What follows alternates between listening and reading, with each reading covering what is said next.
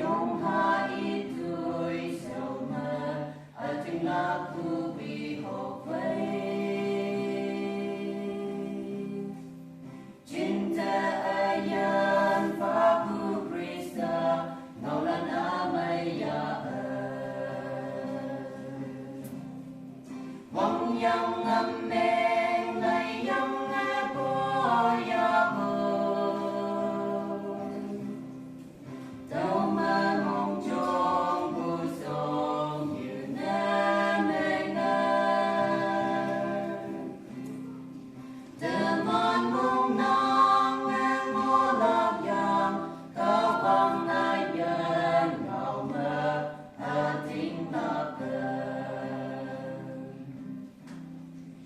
Christian làm như cho mẹ kem lòng đêm ngào pha bưu đâu linh lạc đê a ti là cơ mong hơ mẹ dòng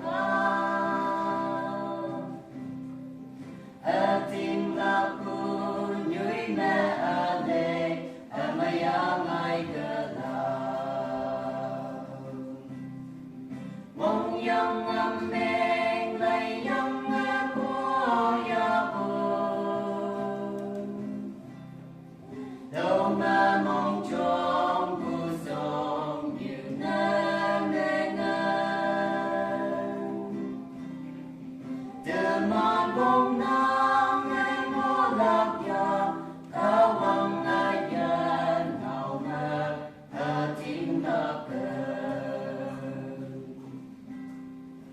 cao bằng ang chinh bay na i a châu ba nhuy men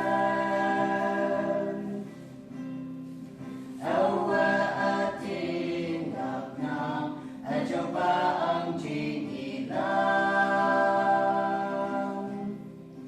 i ngâu xin mai phước vay xin khờ a yên nam như chinh đền mong yang âm